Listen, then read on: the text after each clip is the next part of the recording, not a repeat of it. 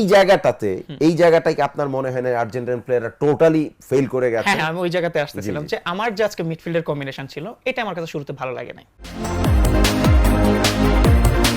প্রেসারের তো আসলে নকআউটের প্রত্যেকটা ম্যাচই তো প্রেসার, আর যখন অপোনেন্ট আপনার যে র্যাঙ্কিং এ 63-64 ধাপ পিছায় থাকে সেই দলের এগেইনস্টে খেলা অলওয়েজ প্রেসার। কারণ হচ্ছে 50 মুখে পা কাটার ব্যাপারটা, আপনি যদি ব্রাজিলের কাছে হারেন, ফ্রান্সের কাছে হারেন কিংবা স্পেনের কাছে হারেন, এটা সম্ভবত একটা বলা যায় যে হ্যাঁ এটা একটা 50-50 ম্যাচ, আমরা সমান শক্তির দল। কাবো ভার্দের কাছে হারাটাও আসলে একটা পুরো ওয়ার্ল্ড কাপের জন্য সম্ভবত বাংলাদেশের ওয়ার্ল্ড কাপ শেষ হয়ে যেত। কাবো ভার্দে সেই মানে আমি ইন্ট্রোতে বলেছি যে কলিজা নাড়ায় ফেলছে একদম। অ্যাবসলিউটলি। লিওনেল মেসিকে আগের 3 ম্যাচে আমরা যেই মেসিকে দেখেছি, এই ম্যাচে লিওনেল মেসি সম্ভবত আপনার অপোনেন্টের ডেঞ্জার এরিয়ার মধ্যে 10-12-14টা বল পেয়েছে, এর 10-12টা বল পেয়েছে, এর মধ্যে মেবি 8টা বল লুজ করেছে, এটা নিয়েই ভিতরে ঢুকতে পারে নাই। মানে স্ট্র্যাটেজিটা আসলে এই লিওনেল মেসিকে যে এইভাবে একদম মানে কি বলে এটা যে আপনি আরাবিয়ান নাইটস দেখেছেন না, ভূতকে বোতলবন্দি করে রাখে, দৈত্যকে বোতলবন্দি বড় টিম করতে পারে না, কাবো ভার্দে কেমনে পারলো? রাইট। সো এখানে আমি যেটা বলবো যে আসলে মানে কাবো ভার্দের তো প্ল্যানটাই ছিল মেসিকে আটকাবে, কারণ তারা দেখছে যে আর্জেন্টিনা এই পর্যন্ত ওয়ার্ল্ড কাপে যে কয়টা গোল করেছে, 8টা গোল করেছে এই ম্যাচের আগে, 6টাই মেসির পা থেকে আসছে।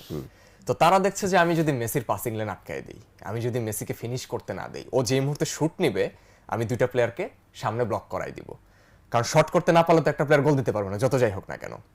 মেসির এরিয়াল থ্রেটও নাই, তার থ্রেট আছে হচ্ছে ফ্রি কিক, তার থ্রেট আছে হচ্ছে বাইরে থেকে বক্সের বাইরে থেকে শুট, তার থ্রেট আছে সে যদি বক্সে বল পেয়ে যায় বা বাইরে থেকে বল পায় ন্যারো স্পেসে ঢুকে যাবে, ঢুকে যাবে। এবং এই ন্যারো স্পেসে কিন্তু সে দু একবার ঢুকেছে। একটা যে ওই যে ঢুকে গেল যেটা হচ্ছে ভজিনাস গায়ে মেরেছে, গায়ে মেরেছে, ওটা তো তার সেভ হিসাবে কাউন্ট, উইকার ফুটে মেরেছে তো আসলে জায়গাটা। কিন্তু এটাই আপনি মেসিকে 10 বার দেন 8 বার গোল দিবে। সো এটা ওই যে 2014 ওয়ার্ল্ড কাপের ফাইনালে যে মিসটাও করেছিল বক্সে থেকে, এইটাও আপনি বার্সেলোনার মেসি হতো, ও 10 বারই গোল দিত। Right, exactly. তো বিষয়টা হচ্ছে এই যে তারা আগে থেকেই জানতো যে একটা টিমের এই প্লেয়ারটাকে যদি আমি আটকে দেই এবং তাকে যদি আমি বিরক্ত করতে পারি, সে একটা সময় হচ্ছে ফ্রাস্ট্রেটেড হয়ে যাবে। সে ফ্রাস্ট্রেটেড হয়ে গেলে সে উল্টাপাল্টা খেলা শুরু করবে এবং তাকে টায়ার্ড করে দিতে পারছি আমরা। মেসি কিন্তু প্রচন্ড টায়ার্ড হয়ে গেছে একে গরমে, এবং তাকে যে চারপাশ দিয়ে মার্কিং করা হচ্ছে, তো এই টায়ার্ড হয়ে সে বারবার বিরক্ত হয়ে কিন্তু বল লুজ করছিল। এবং দেখা যাচ্ছিল মেসি অন্যান্য ম্যাচে যেরকম চারপাশে স্ক্যান করে খেলে, আমি জানি না যে আপনারাও দেখেছেন খেলাটা, আমি ওকে এই জিনিসটা করতে দেখি। মেসি এই ম্যাচে ফার্স্ট হাফে অন্ততপক্ষে 4বার ডিপারে না মানে ডিপার পজিশন নেমে আসছে, মানে হচ্ছে তার ব্যাক লাইনের কিছুটা উপরের দিকে বল কালেক্ট করেছে। মানে এইটা ইন জেনারেলি আগের 3 ম্যাচে আমি লিওনেল মেসিকে হাফ স্পেসের নিচে নামতেই দেখি নাই। করার দরকার।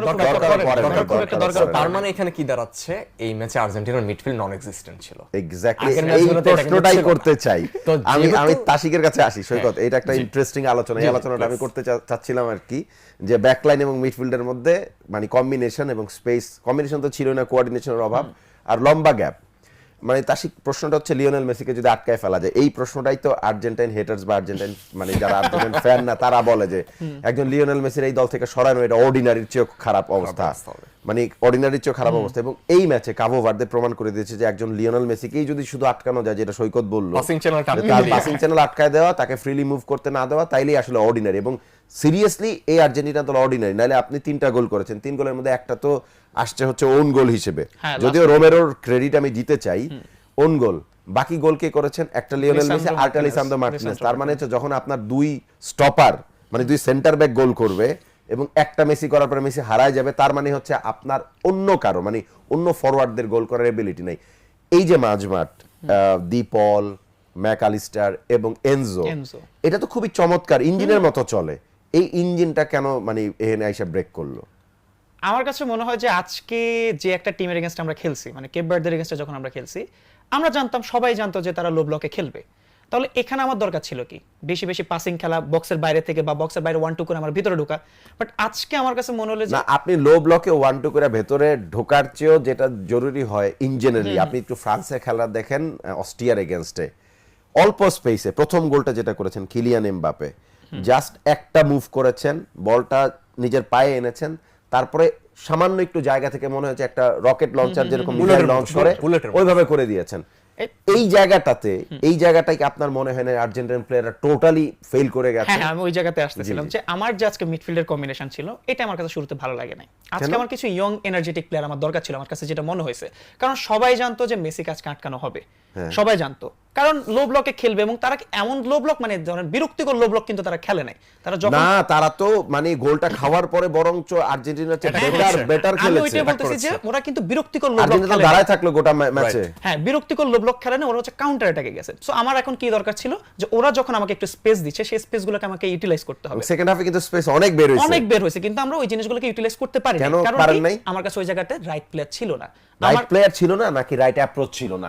মানে Approach আপনার ছিল হাতে না, রাইট হ্যাঁ। প্লেয়ারকে আপনি মিডফিল্ডে কারে নামাবেন? আমার কাছে মনে হয় যে আমার কাছে কিছু প্লেয়ার আছে যাদেরকে আমি সেই সময় নামাইতে পারতাম। আমি যদি বলি নিকো পাজের কথা বলি, নিকো পাস তো আর ধরেন ম্যাকালিস্টারের জায়গায় খেলে না। না না না, ঠিক আছে, আমি বলতেছি মানে ধরেন আমাকে তখন কি করা দরকার ছিল, আমরা যখন ব্রাজিলের ম্যাচটা দেখছি, ব্রাজিলের ম্যাচে এনরিককে নামাই দিছিল। এনরিককে নামাই দিছে, কারণ কি? এখন এই জন্যই কিন্তু মানুষজন অ্যানচেলোত্তির অনেক বেশি প্রশংসা করতেছে যে Right. ওই সময়টাতে একটা রাইট মুভ ছিল এবং মোমেন্টাম চেঞ্জ হয়ে গেছে। মোমেন্টাম চেঞ্জ হয়ে গেছে।